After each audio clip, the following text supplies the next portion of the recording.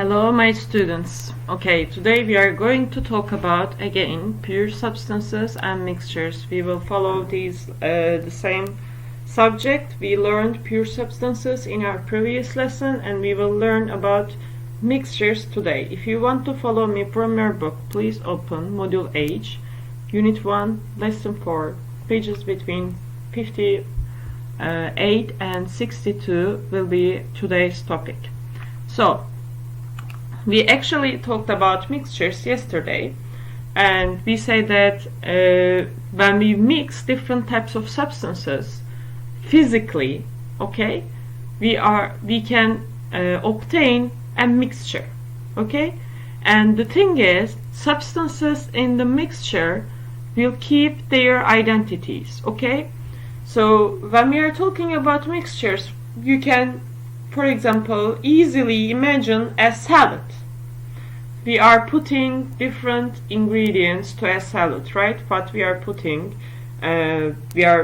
lettuce, cucumber, tomato, carrot, and we are putting liquids also, the lemon juice or some olive oil. So we are making our salt. We are making our salad like this. So we are mixing these different ingredients, different vegetables. But these different vegetables will have their identities. There is no chemical reaction happening inside the salad, right? No, of course not. So when you eat it, you will feel the taste of the carrot. It will be the same. You will feel the taste of the lettuce. You will feel the taste of salt or lemon juice. So we can say that the substances will keep their identity, okay? And we can separate mixtures by physical changes, okay? Some of them can be difficult to separate, but still we can separate them by physical changes. Like, for example, you can just take the pieces of carrots, take the pieces of tomato out. For a salad, it may be easier. We can use magnets, filter, or we can use boiling as a physical feature for separating mixtures. Okay, we will dig deeper about this, but I'm moving on for now. We have two types of mixtures. One is heterogeneous mixture, one is homogeneous mixture. So this is important now because we will use this homogeneous and heterogeneous a lot. You will face with this terminology a lot. So please try to understand what is heterogeneous and what is homogeneous. For example, a salad, you will not have a uniform composition in a salad, right? So salad is a heterogeneous mixture. You will be able to see different particles, different parts of the salad. On the other hand, the sugar tea solution, when you just mix sugar with tea, or mix sugar with water, or mix salt with water, these are homogeneous mixtures. If you just mix it enough, you will not be able to see the sugar particles, for example. This will be a homogeneous mixture. So when you look at a homogeneous mixture, it looks same throughout the mixture, okay? The sugar will dissolve in the water, and you will not be able to see different particles of this mixture. On the other hand, for example, sand and water mixture, given here, this is a heterogeneous mixture. So we will be able to see the large sand granules in water. So that's why it is not uniform, and we can say that this is a heterogeneous mixture, okay?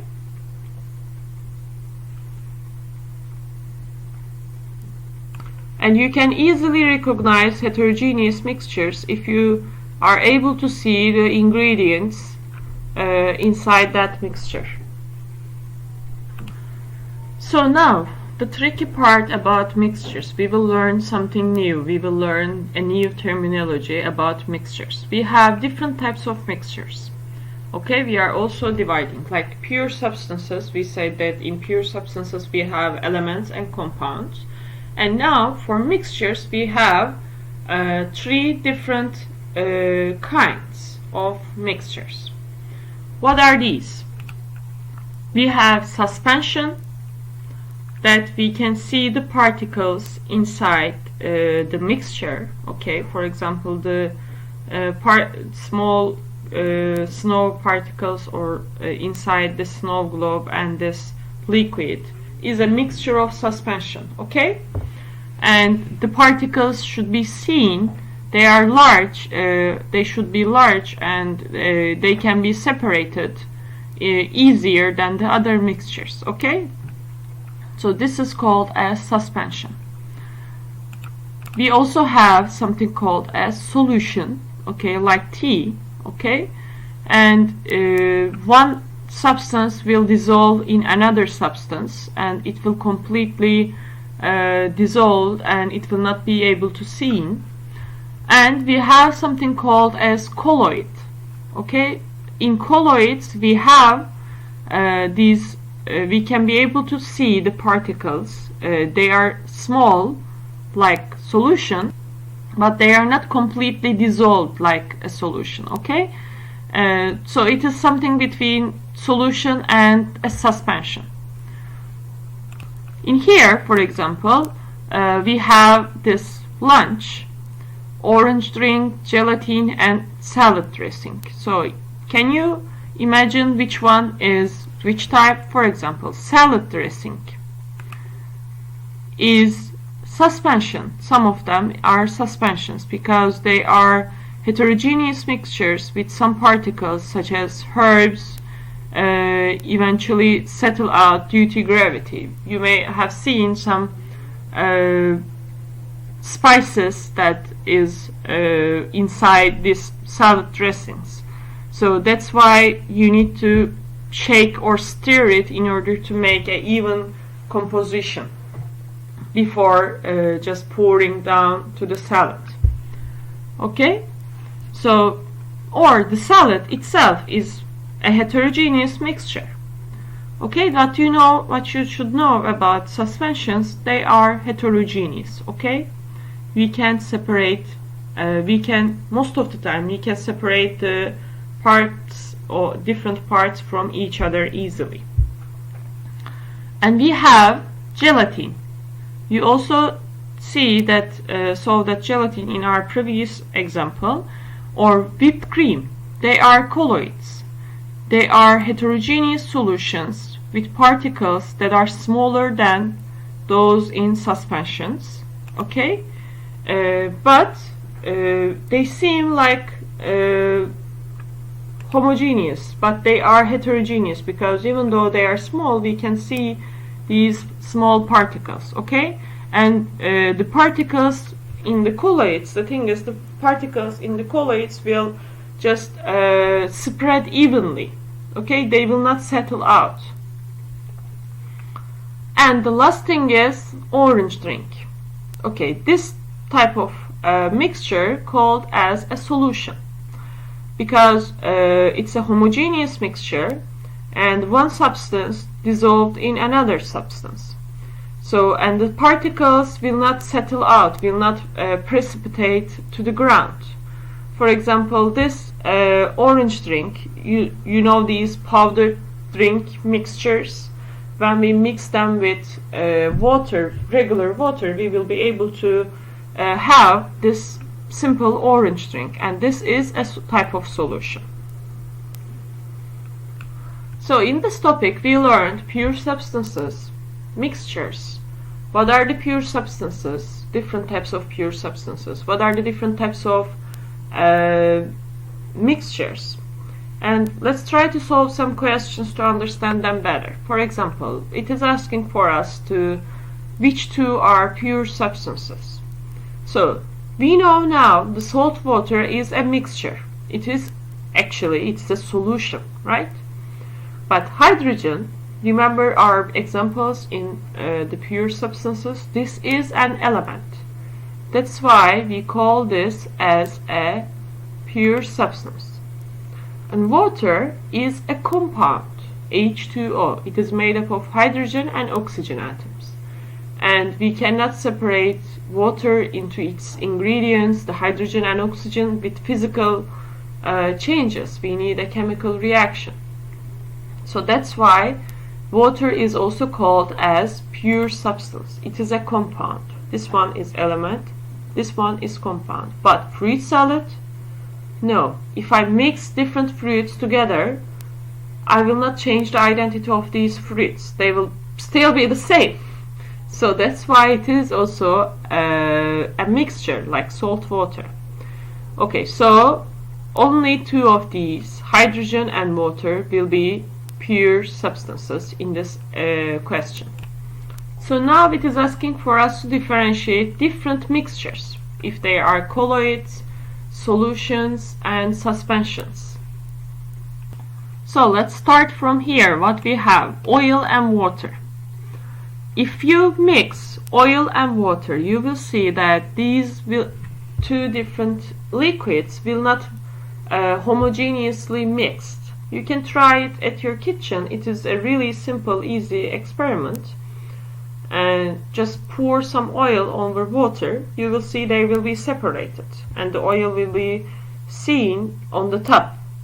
So this type of mixtures that are not dissolved evenly are called as suspensions. Okay, remember we said that we can see the particles, we can see different parts in suspensions easily. What we have, sugar in iced tea. If we put sugar in water or in tea, any type of mixture that has water inside, basically, we will see that sugar will dissolve. Even though it is cold water, it will not change anything. Again, please try it too by yourself. Just put some sugar in cold water and stir it, and you will see that it will dissolve in time. Snow globe. So we can see the particles inside this liquid, so it is also a suspension, and we gave this example as for suspensions. Remember. Pudding. So puddings, we can see basically are colloids. They are not solutions because they are not transparent. Okay, they are not completely, the particles inside the pudding is not completely dissolved. We have milk and we have pudding powder, remember, to make pudding, and they are just mixed together. They are evenly distributed.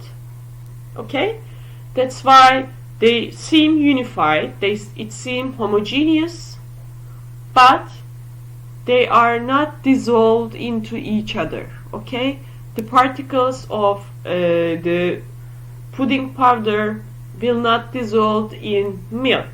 Okay, it is not a solution, it is a colloid. But salt water, on the other hand, is a solution because we will not be able to see the particles of salt. It will be completely transparent, and it will seem completely unified. But on the other hand, whipped cream again will not give us a transparent picture, but it will be unified. Whipped cream or milk can be also examples for colloids. Okay, but the most important thing that you should remember from here, what is solution, what is colloid, and what is suspension, and how we can give different examples to these substances. So basically that's enough for that's all for pure substances and mixture and classification of matter. On your book, on page 61, you will have this beautiful exercise. It is really easy, really simple. I will also put this on your slides on the PDF, and but you can open it from the book really quickly. So please try to fill this table, maybe to your notebooks. If you can, just draw it and fill it.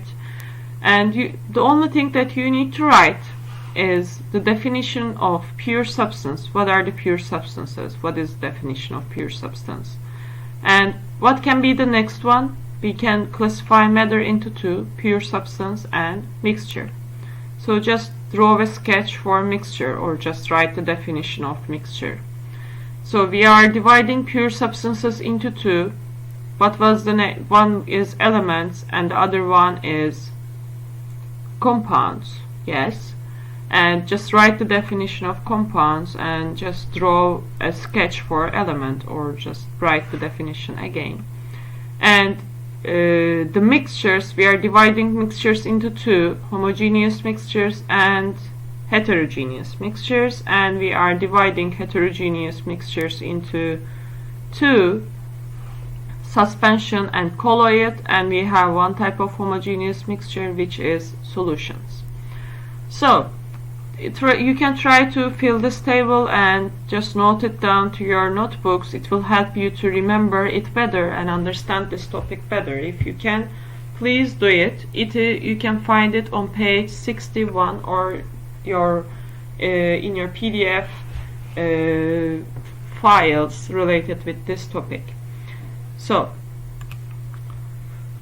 thank you for listening. It's enough for today. See you in the next session.